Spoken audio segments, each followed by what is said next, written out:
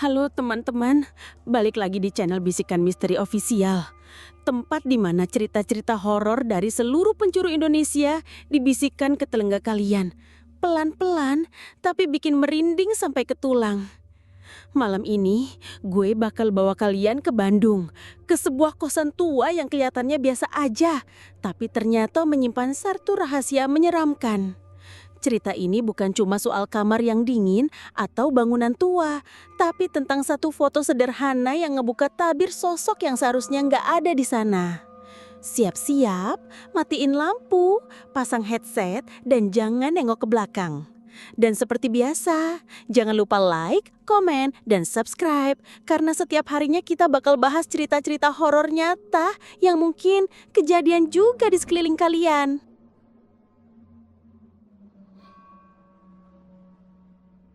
Waktu itu, gue baru banget keterima kuliah di salah satu kampus negeri di Bandung.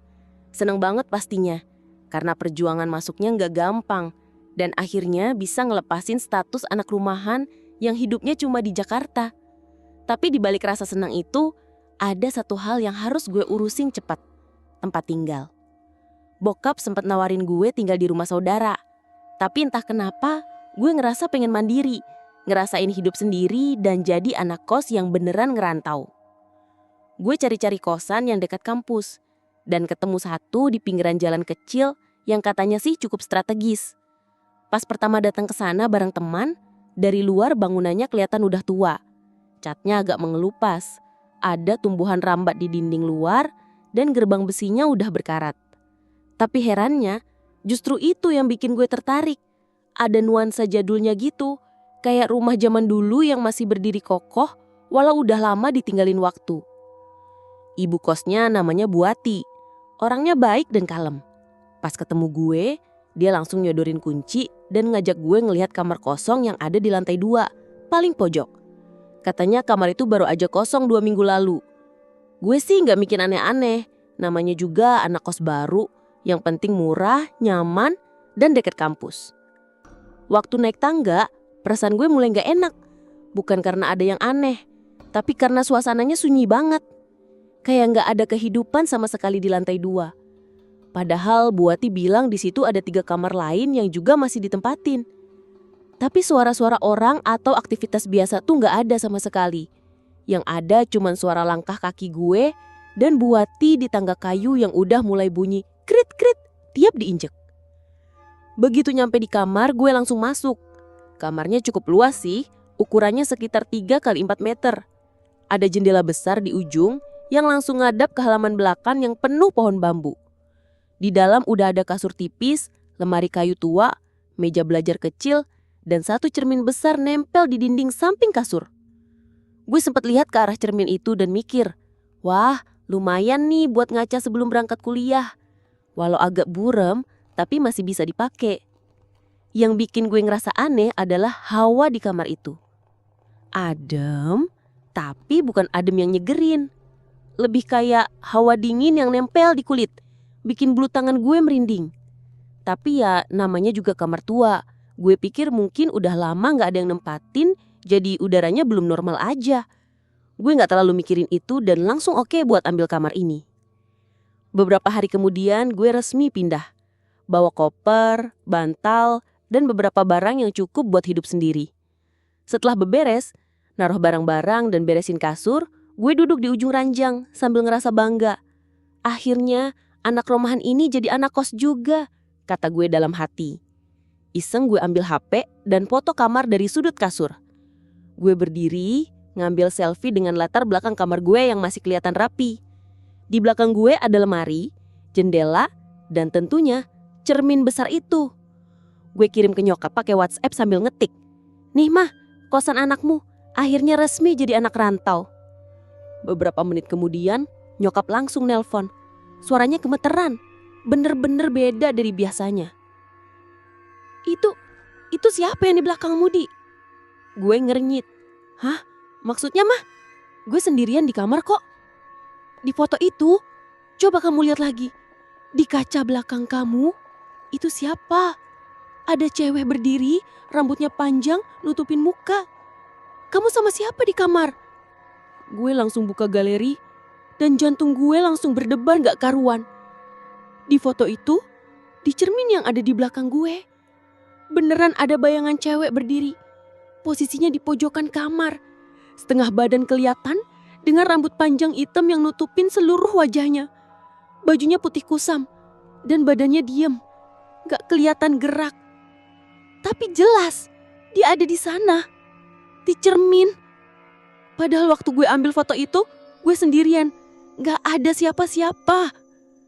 Tangan gue mulai gemeter. Gue langsung delete foto itu, tapi anehnya tangan gue dingin banget. Ruangan juga jadi kerasa makin hening. Gue coba nenanin diri, bilang ke nyokap kalau mungkin itu efek bayangan atau pantulan dari jendela. Tapi nyokap tetap gak percaya. Dia cuma bilang, "Mama gak suka kamar kamu. Kalau bisa cari tempat lain aja ya." Tapi gue gak bisa semudah itu pindah. Uang kos sudah dibayar buat 3 bulan ke depan. Dan lagi gue gak mau terlihat penakut cuma karena sebuah bayangan.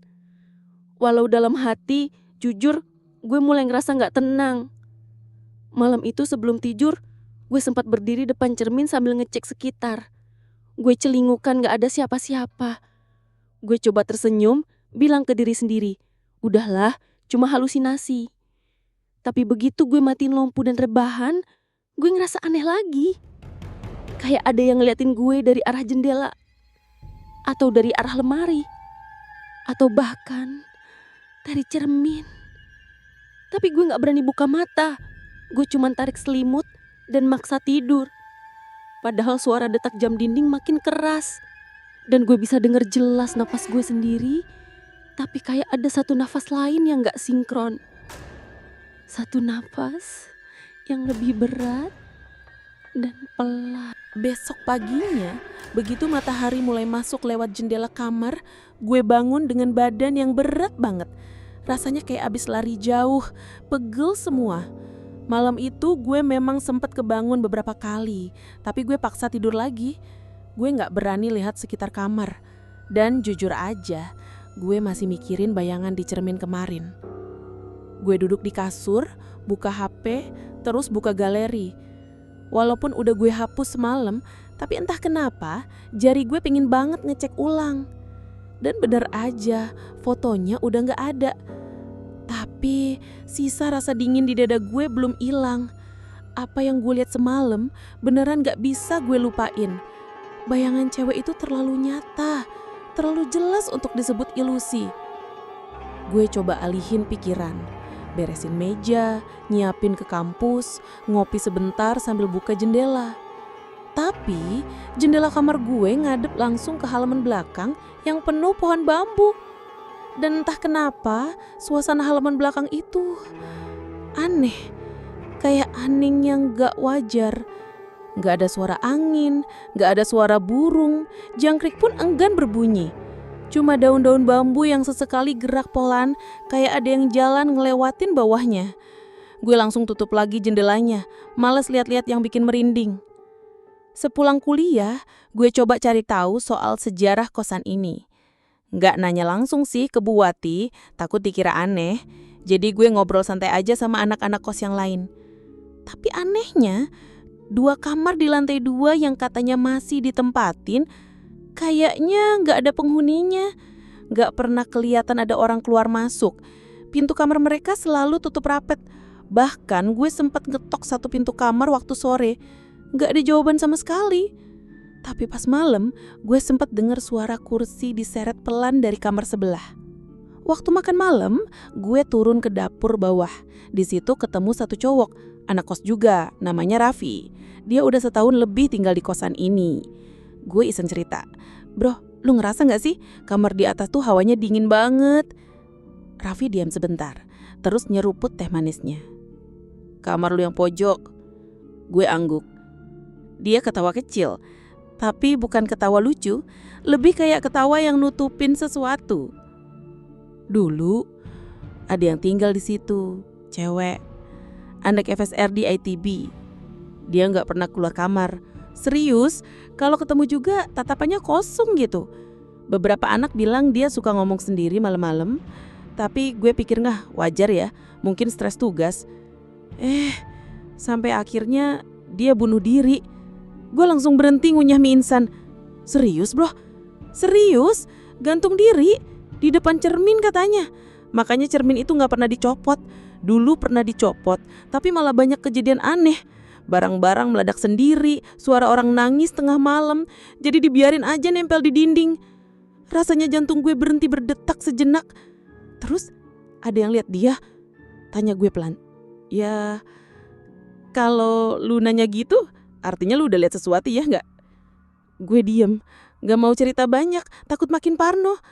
Tapi malam itu otak gue muter terus. Bayangan di cermin itu, apa bener dia anak kos yang penuh iri? Gue coba nyantai di kamar, nonton YouTube biar gak kepikiran aneh-aneh. Tapi menjelang tengah malam, suasana kamar mulai kerasa berat lagi. Ada hawa yang aneh, lebih dingin dari biasanya. Gue pakai jaket, padahal ini Bandung dan udah pakai selimut juga. Jam 1:30 pagi, gue kebangun. Dan anehnya gue kebangun karena ada suara lirih, kayak bisikan. Awalnya samar, tapi makin lama makin jelas. Suara cewek. Buka. Gue langsung duduk di kasur, mata gue nyari sumber suara. Tapi gak ada siapa-siapa. Gue nyalain lampu. Lemari gue kebuka sedikit. Gue inget banget sebelum tidur lemari itu udah gue tutup rapet. Bahkan kuncinya udah gue putar. Tapi sekarang kebuka pelan dan dari dalamnya keluar suara napas berat. Tanpa mikir panjang, gue langsung berdiri, ambil jaket dan keluar kamar itu. Gak peduli udah malam banget, gue lebih milih duduk di tangga dekat lantai bawah daripada stay di kamar itu. Pas gue duduk gemeteran sambil mainin HP biar gak kepikiran aneh-aneh, tiba-tiba ada notifikasi email masuk. Email dari HP gue sendiri, tanpa subjek, cuma satu file terlampir. Gue buka, itu foto yang gue kirim ke nyokap. Foto yang udah gue hapus, tapi sekarang bayangan cewek itu gak cuma berdiri di pojok. Dia berdiri tepat di belakang gue. Dan kali ini wajahnya kelihatan. Malam itu, setelah gue dapat email misterius berisi foto yang udah gue hapus, foto yang sekarang nunjukin sosok cewek berdiri tepat di belakang gue ngerasa kayak paru-paru gue berhenti narik napas. Gue masih duduk di tangga menggigil. Jantung gue deg-degan kayak mau copot. Dan entah kenapa, udara di sekitar gue kerasa berubah. Kayak tiba-tiba hampa. Hening banget. Gak ada suara jangkrik, gak ada suara angin. Gue denger cuma detak jantung gue sendiri. Sama satu lagi, langkah kaki pelan menyeret. Gue berdiri, mata gue lihat ke atas. Tangga ke lantai 2 itu gelap, tapi gue tahu banget ada yang lagi turun pelan dari arah kamar gue. Suaranya makin jelas. Krek. Krek. Langkah itu berhenti di ujung tangga. Tapi waktu gue tatap ke sana, gak ada siapa-siapa. Gak ada bentuk apapun. Tapi gue ngerasa banget ada yang berdiri di situ, ngeliatin gue. Napasnya dingin kayak embun. Gue gak bisa gerak. Badan gue berat banget, kayak dicekik kerasa takut yang gak bisa dijelasin. Tiba-tiba lampu tangga kedip-kedip. Dan pas lampunya nyala setengah detik, gue lihat dia. Cewek itu. Rambut panjang berantakan, muka pucat kayak mayat, matanya kosong tapi ngucurin darah.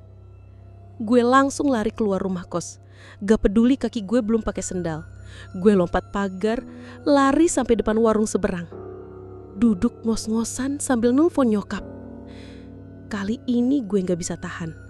Air mata gue keluar sendiri. "Mah, gue takut. Mah, tolong." Nyokap langsung minta gue cari penginapan buat malam itu.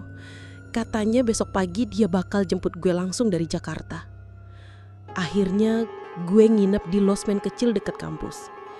Malam itu gue tidur dengan lampu nyala. Semua pintu dikunci rapat. Dan gue gak mau deket-deket cermin. Pagi-pagi, nyokap datang. Mukanya pucat begitu ngeliat keadaan gue. Gue cerita semua, dari awal sampai penampakan terakhir. Nyokap langsung minta ketemu Bu Wati, pemilik kos. Kita balik ke sana siang hari. Kosan itu kelihatan lebih terang, tapi tetap ada hawa yang bikin gak nyaman. Pas nyokap ngomong ke Bu Wati, "Bu, anak saya diteror sosok cewek di kamar lantai 2 pojok itu. Apa ibu gak pernah dengar apa-apa dari kamar itu?" Bu Wati diam. Matanya agak berkaca-kaca. Lalu dia pelan-pelan cerita. Dulu, kamar itu ditempatin anak perempuan. Namanya Rani. Dia anak perantauan juga. Dari Indramayu. Kuliah di jurusan seni. Anak baik, gak neko-neko. Tapi pendiam. Dia sering ngobrol sendiri di depan kaca. Sampai suatu hari, dia bunuh diri. Katanya dia ngalamin gangguan jiwa, tapi ada juga yang bilang dia kerasukan karena suka ngomong sendiri di depan kaca. Malam terakhir sebelum dia ditemukan, dia sempat kirim foto kamarnya ke ibunya. Sama kayak kamu. Gue langsung merinding. Nyokap nanya pelan, "Terus kenapa cerminnya masih dibiarin di situ?" Bu Wati nafas panjang. Karena setiap kali dilepas, dia muncul. Lebih sering, lebih marah. Kayak nyari sesuatu. Mata gue tiba-tiba tertuju ke sesuatu di dinding kamar waktu gue dan nyokap iseng lihat ke dalam sebelum cabut. Ada bekas tempelan kertas yang udah sobek di bawah cermin itu. Gue deketin pelan, terus gue lihat sisa tulisan samar yang kayaknya ditulis pakai spidol. Tulisan itu berbunyi, "Tolong kembalikan fotonya, biar aku gak sendirian." Jadi selama ini, dia muncul karena fotonya dihapus. Karena dia masih pengen diingat. Gue gemeter. Tapi nyokap langsung narik tangan gue keluar dari kamar itu. "Kita pulang, sekarang." Sejak hari itu, gue gak pernah balik ke kosop itu lagi. Nyokap ngurusin pindahan gue, dan akhirnya gue tinggal di apartemen kecil bareng temen. Tapi satu hal yang gak pernah gue lupakan. Setiap kali gue buka galeri HP gue, walau udah ganti HP baru, kadang foto itu masih suka muncul sebentar. Cuma sekilas, terus hilang sendiri. Dan setiap kali gue ngaca, gue selalu pastiin yang ada di balik gue bener-bener cuma bayangan gue sendiri. Teman-teman, itu tadi cerita nyata dari Bandung yang benar-benar bikin merinding. Kalau kalian punya pengalaman mistis di kosan juga, langsung aja tulis di kolom komentar ya. Siapa tahu cerita kalian bakal kita bisikan di episode selanjutnya. Dan seperti biasa, like video ini kalau kalian ngerasa merinding, komen kalau kalian pernah ngalamin hal serupa, dan subscribe biar nggak ketinggalan kisah horor lainnya dari Bisikan Misteri Official. Hati-hati, jangan terlalu percaya kalau kamu sendirian di kamar, karena kadang yang kelihatan di cermin itu bukan cuma kamu.